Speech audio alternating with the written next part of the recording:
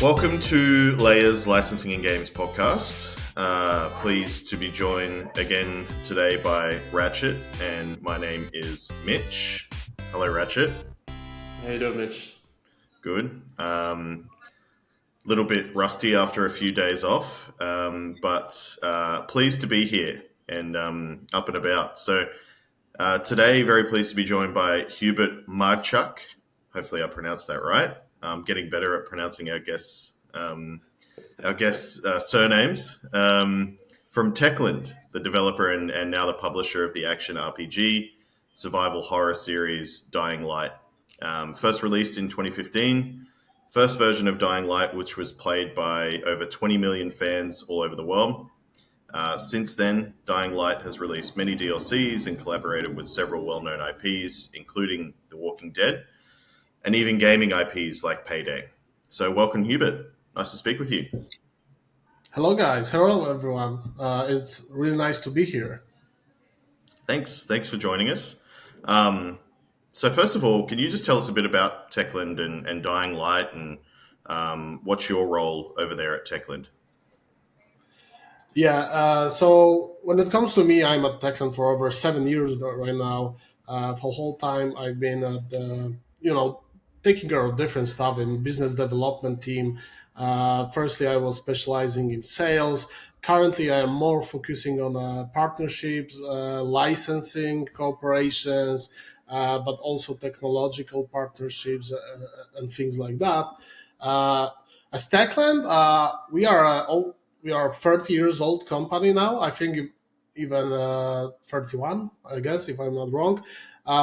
Starting, humble in Polish market, as every company, there's always this cool story behind that. With selling some not so legal software, but back then it was, in the Polish environment, there was no law around it. So, when companies started, everyone was doing that, same for CD Projekt and stuff like that. Mm-hmm. But eventually growing from creating also educational software for learning English, maths, and stuff like that. Going through, first video games, eventually, developing and publishing Dying Light 2. So now we are here. Awesome. So famous pirate Hubert Marczak should have been the intro. I would be really honored to say I've been there. I've been at the start. But to be honest, I was playing with toys at that time. I was still very, very small. That's crazy. I can't believe Techland's like 31 years old. I guess it was like just in various iterations of a game developer, right? Just doing things with software, maybe not so legal things, but that's cool. That's crazy to hear. So Dying Light, like the first Dying Light, released all the way back in 2015, which feels like a long time ago now. But when you started to do collaborations with other IPs, whether it was like The Walking Dead or Payday, when did you make that decision that you wanted to start doing these collaborations? And what was the catalyst? Yeah, so we actually started with Dying Light 1. So we did a few collaborations with titles like Left 4 Dead. We did something with Rust from Face Punch Studio. We did something with Rocket League, Chivalry. We had quite a few. They were like smaller collaborations. And the idea from them, I guess it came from us being gamers and being excited, passionate about games. And, we all play different stuff. And when we work, we talk about ideas, what we can do. We say, hey, it would be cool to have something, from these guys in our game, just to, kind of a tribute to that game that we really like. And one thing led from another. And then I believe we started with our first collaboration, which I believe was Left 4 Dead, but I might be wrong here. And then, we just realized, okay, our fans are really enjoying it.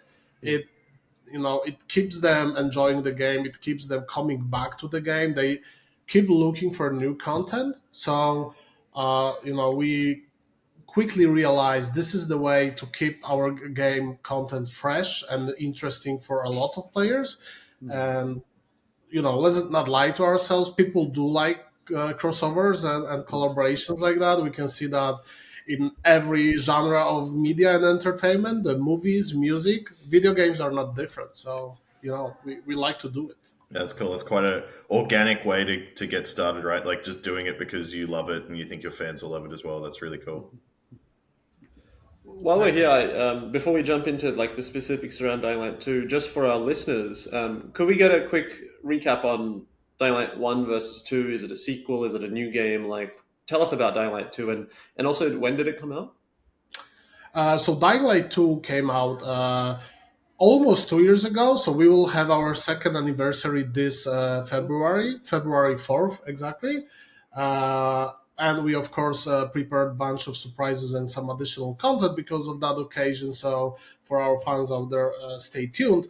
Dying Light 2 is a sequel to Dying Light 1, but it is not a direct sequel. It doesn't pick up where Dying Light 1 ended. It's happening 20 years after what was going on in Dying Light 1. So as we can remember, in first Dying Light, this is like the origin story of the Haran virus. How it all started and where all the infected came from. Dying Light 2 happens 20 years later, so the virus is much more developed. The cities themselves are much more overgrown, with all with the green, with trees, grass everywhere, because you can see it in aesthetics of second game that the virus has been there for a while. People had to move out from the streets. They moved to the higher positions in the city, so they do live on the rooftops or in the special areas where they use UV light to stay protected. We tell a story of our different protagonists. So in first one we had Kyle Crane and his story. In second one it's Aiden, and separate story, a bit different one. But of course there are some nods and blinks to the fans of the first one, and you can feel playing Dying Light 2, okay, this is the same world. There are no, there are things that remind you of what happened in Dying Light 1. There are mentions, people that used to be there. You can meet some of them, you can talk to them. So I think there is a bunch of really nice Easter eggs for fans of Dying Light 1 in Dying Light 2. Yeah, cool. And you did your first collaboration. Was it the first collaboration in Dying Light 2 earlier this year with The Walking Dead? Yes. So The Walking Dead was our first for Dying Light 2, correct? Yeah, and so you could buy you could get the Rick Grimes like sheriff outfit and some distinct weapons and a few other things. Obviously, it makes sense as like kind of the zombie thematic overlap, but like, how did that come about? How did you think that you wanted to collaborate with The Walking Dead? Yeah, so we actually spent a bit of time, thinking of if we want to kick off these crossovers start to happening. We really would like to start with something really big, really nice, and The Walking Dead was our very natural first choice, and we were really all excited that, hey, let's try to reach those guys. Let's try to make it happen. Of course, at the phase of the idea, we had no idea if they're gonna be interested. Maybe they will just tell us, go away, we're not interested. Then we'll probably have to think about other plans. But yeah, to be honest, we were really focusing. We really wanted to bring it on board. So, being having such a big zombie infected franchise as The Walking Dead in our world is nothing but honor for us. And we have tons of fans of comic books and series in company, so it was it was a very nice project for everyone to work on. So yeah, we're really happy with it. So it's more about yes, it fits into the universe and the sort of theme of the game, but also about finding like a really big IP that you knew would resonate with like all of your players. Like that was the reason that you went for The Walking Dead.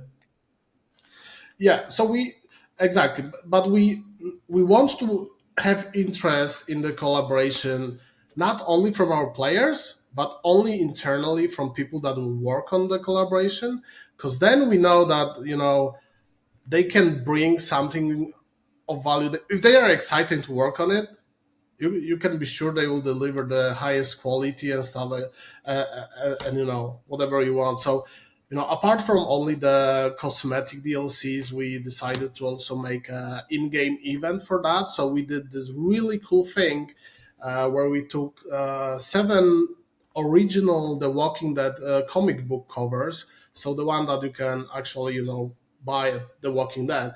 We took them. We hired a famous Polish comic book artist, and he redrawn the covers with our characters in it.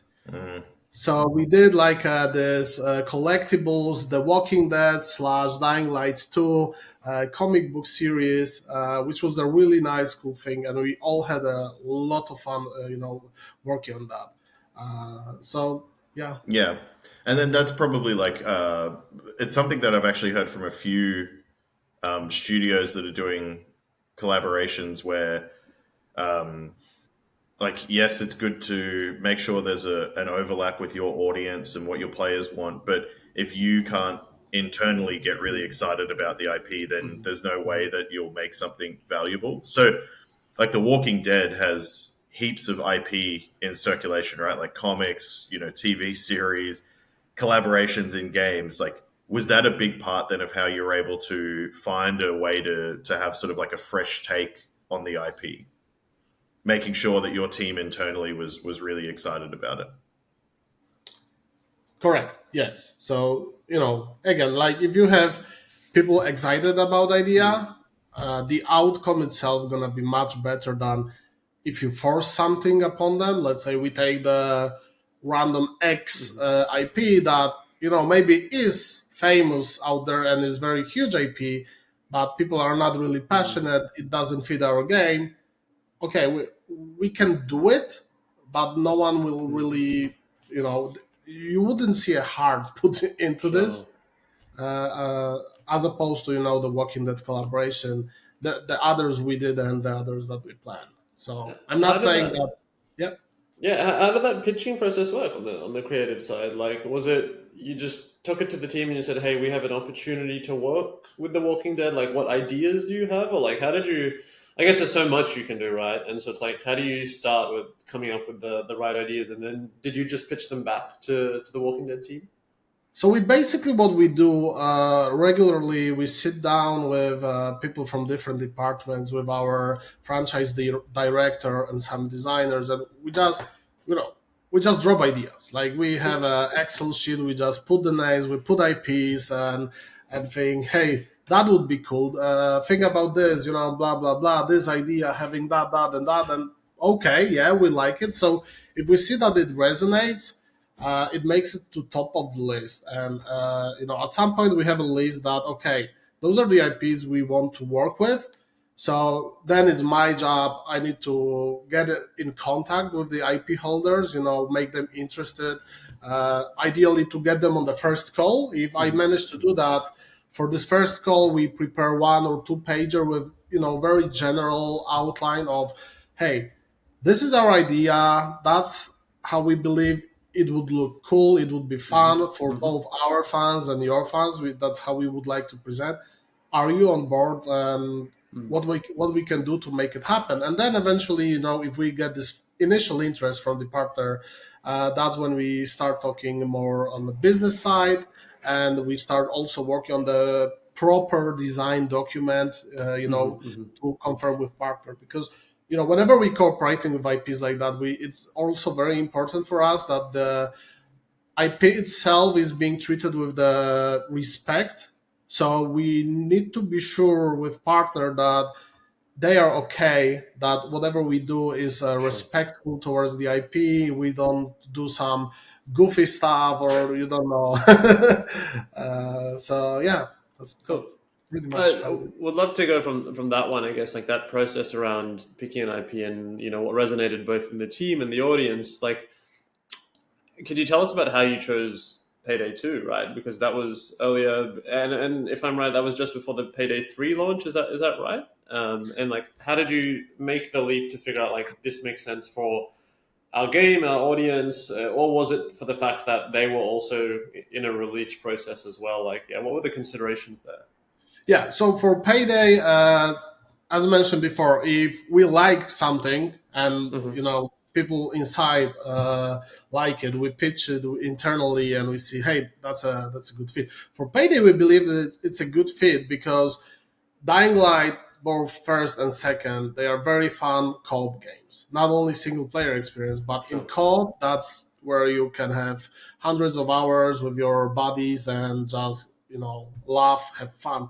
Payday is, it's a strictly Mm. co-op game, and we actually were playing internally with some of the guys, and we found, hey, there's a lot in common. Of course, those are two different kind of Yeah. games, but the level of cooperation between players and what can you can do together to achieve some goals, we decided that's something that actually Hmm. fits, and we decided why not. So we reached out to our friends from Starbreeze, and it seemed Sure. that actually they like the idea. So yeah, we decided to do it, and we are really happy with it. Yeah, it's really nice. It was like very organic, right? Like if you're genuinely playing that game as a team internally and it's co-op, you can kind of take that mechanic or that play style and run with it.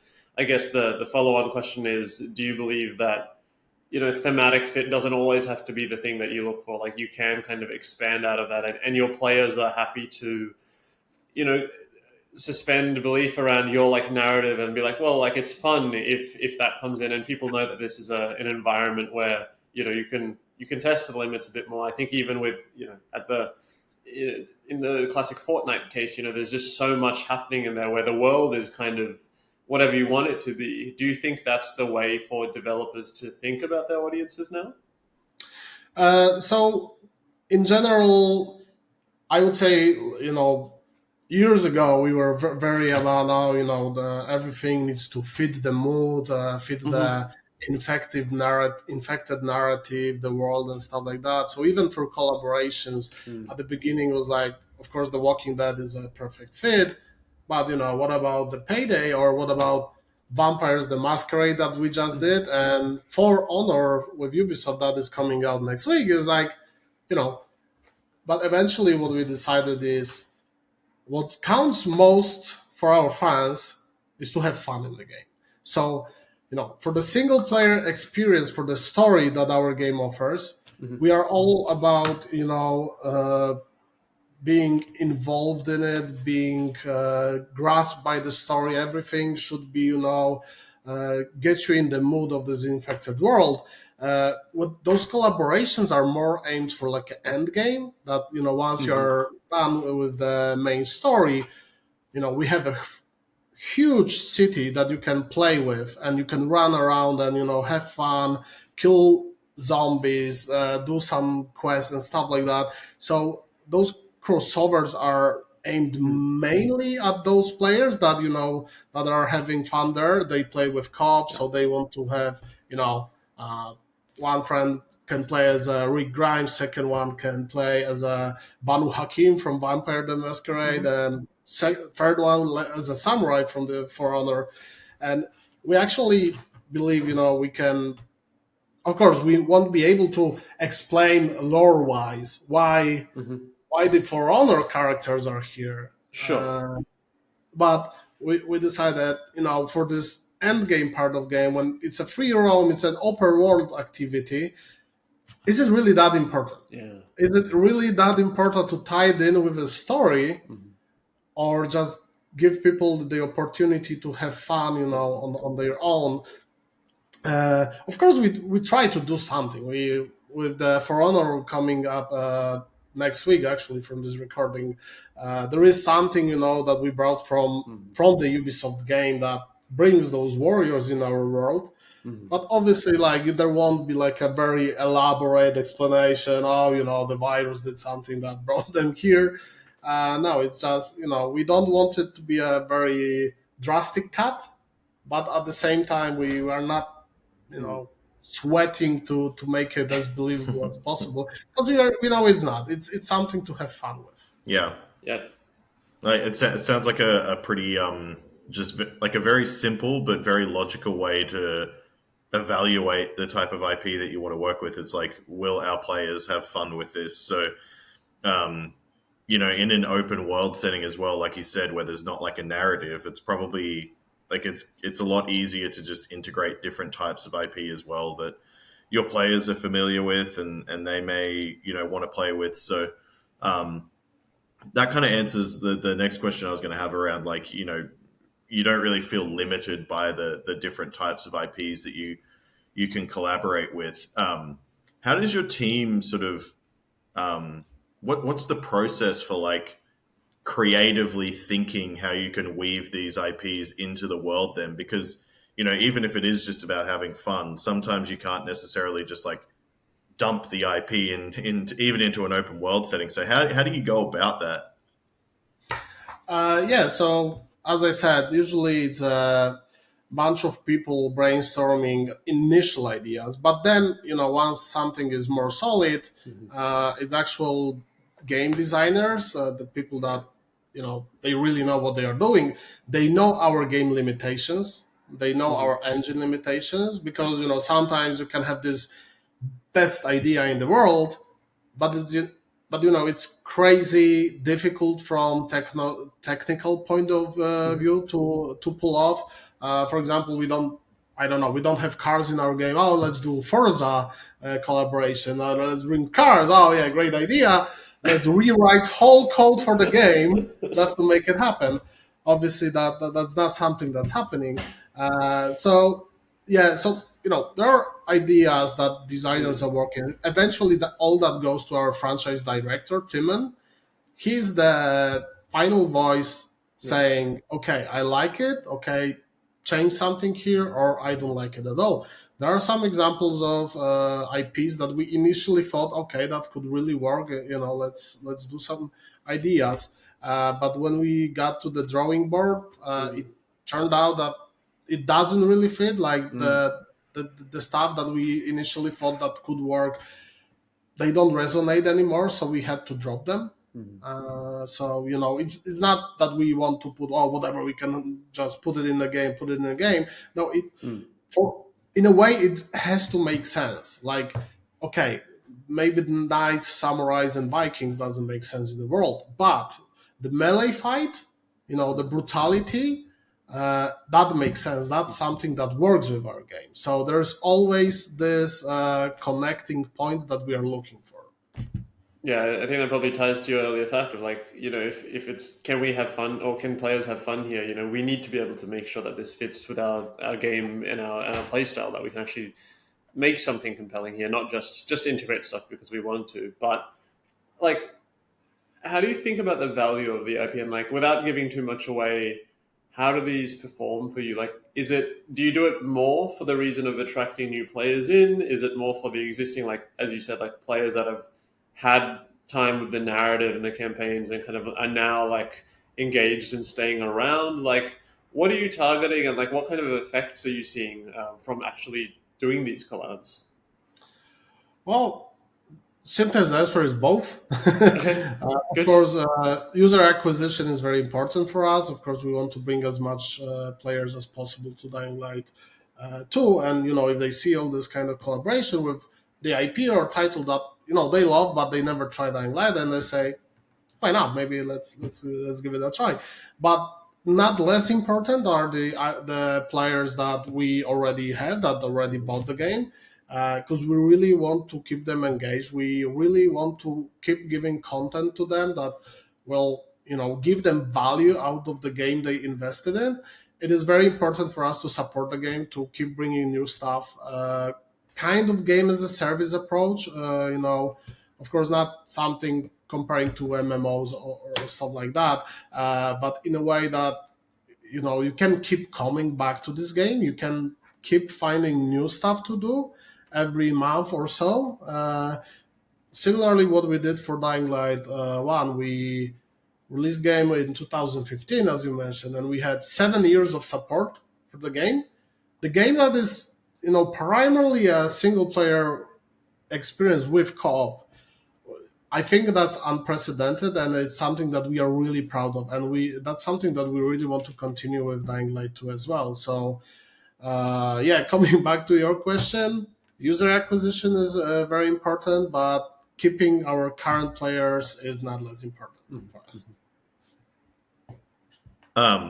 So I assume it's working then, given you're investing in a lot of these collaborations at the moment. It sounds like you've got a pretty full roadmap. I won't ask too much about the specifics of how each one is performing, but if it's working, then like what advice would you give to other studios who maybe they don't have any experience with licensing IP or doing these kind of short time collaborations? What's the kind of like the key pieces of advice that you would give to someone who's considering working with licensed IP? I think the most important part is look for the things that you believe you will have fun with and your fans will have fun with, and try to play around with the ideas what you can do, because sometimes the results might be unexpected to you, something that you might feel your IPR, it's not something really that we do. Those things are for Fortnite and Call of Duty. They can do all the crossovers they want. But actually, we believe there is place for stuff like that in many different titles. So I think the most important part is find IPs that you are passionate about and you will have fun with working on.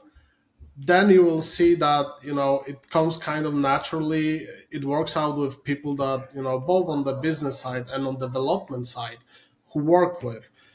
Don't force the IPs only because they are, I don't know, currently on the number one trending table somewhere, just because it's popular. It might be not a great fit for you, and it might be not fun to work with. So I would rather say focus on something that you believe you can have fun, and most importantly, your players can have fun with. Well, yeah, and I think like it's an interesting point as well, because some of the IPs, like obviously The Walking Dead's huge, but Vampire Masquerade is not like a huge mainstream IP, right? It seems as though there's kind of there's a way to work with smaller IPs that your players might really love, or that you really love, that you can create a really good experience out of, that can still be successful, right? That still give your players like valuable content. It doesn't always have to be these like AAA crossovers the way that Fortnite or Call of Duty do, right? Absolutely. There is, I will say, there is space for every kind of of IP. Vampire the Masquerade as a big tabletop genre. It's not really, I would say, not really that popular pop culturally in a similarly to The Walking Dead, but it has a really huge fan base of people that are really passionate. And sometimes it's better to have 100 times less but very passionate people and fans than millions and millions of them that are really oh yeah, they just consumed it, by the way, they saw it on TV, they know the brand, but they are not really into it. So I think there is definitely space for smaller IPs, for the passionate communities and stuff like that, and we will keep bringing those. So we already have plans until almost the end of the next year for next collaboration. So excited for that. Passionate people spend money, so go. That's and they engage with things more completely, more fully. Like it's not just like a surface level engagement, right? So Yeah, is there a way that you figure out, like obviously if we love it as a team, we think it works for the game, like there's an audience there, like whether it's, smaller and more engaged or larger, but, slightly less engaged, like, is there something that you do to figure out whether that audience is a good fit? Like, is there a science there, or are there certain numbers that you look for, whether that's just like Instagram channels and like forum posts, or like how do you go through that reasoning process? of course, there is some number magic behind every collaboration we do. So there are some analytics that Okay. our business analytic guys are doing, and we figure out okay, so those are fans of RPGs. This is the age group. This is Got it. the gender. This is the Mhm. countries they are in. Of course, everything fits someone else on a different levels. We do that, but this is not our primary Mm. deciding factor. Mhm. So Mhm. this is something that we support ourselves in those Yeah. decisions and what kind of IP we work with. But this it's not something that it's number one. This is Yeah. P&L. That's why we need to do it because of this P&L and those numbers. That we don't believe that would work. Yeah. We believe that again, doing fun stuff works Mhm. and pays off in the long run. So Yeah, yeah, I think it's almost like you can flip it, right? It's like if you've found the stuff that you like, you can then run the numbers to be like, oh, just to check and to back up our hypothesis. Like, yeah, there is actually an audience here, and they would like our game style, and you can kind of further strengthen your reasoning. But I think starting on the other end around the collaboration type and the making a fun experience makes a lot of sense. You just mentioned that you were looking at integrations for next year, I think. And I think publicly, Techland committed to supporting Dying Light 2 for kind of 5 years or more as part of post launch. Is that live ops or that content piece core to that? Is that like the player expectation that there will be more collaborations, like for however long that game is being supported? Or is that more from just like a support and keeping servers running that type of support angle? uh, so I think it's I don't know how exactly to answer Mm-hmm. to use the correct phrasing here, but we want to do it similarly to Dying Light 1, but better. So we actually want to bring more stuff. Uh, with Dying Light 2, we already released tons of changes to the game, tons Mm-hmm. of events, and we still have a lot in our bag planned for, together with DLCs and another really, really huge things. Crossovers are part of it. They're part of like trying to keep our game as engaging as possible. Again, I will come back to the thing I said before. If you come back to the game after a month or two, we want you to find a new stuff. We want there to be a new things for you to do. We want it to be interesting for you, uh, for you to have a reason to come back and keep playing Dying Light 2, not treat it as a game that okay, I finished the campaign, it goes to the forgotten pile or whatever. No, whenever you open a Steam, should be a notification. Dying Light 2 has been updated. There is some new cool stuff. Come and check it out. So yeah, I think it ties in our plan of keeping the game supported at the level of game as a service game, while it's not like by definition game as a service. Yeah, totally. Adds so much more player value too, right? Like I think I'm thinking back to when I used to play bigger games, like you would just kind of like have the experience, then it would like sit in your drawer, and like you might play it for nostalgic purposes later, but I think this move to like games being like forever games or like actually like being able to tap back into and be like, oh, like what's changed since like last month, and like it's episodic content almost, right? Like similar to how we consume other media, like really being able to like stay engaged with that community and that gameplay and see like, oh well, what have they released since, and like what have they added to the stories is really fascinating. So that's really cool to hear. Yeah, thank you. Um, cool. So just to wrap up, then, what's next for Dying Light 2? What's coming up over the next year or two? And this is the tough part for me because we have really huge plans that I am aware of, But but I you can't can't really talk talk about. about. Yeah, yeah. I would be, the PR SWAT team would be here in no time. From what I can reveal, that we have really some nice plans. We keep hearing our fans, we keep hearing our players. Mhm. We released a good game, but we are aware that there are things that our players wanted us to change, to fix, that maybe are not our strongest sides. We hear that. We are working on that, and we are committed to change it and to make Dying Light 2 the ultimate zombie experience.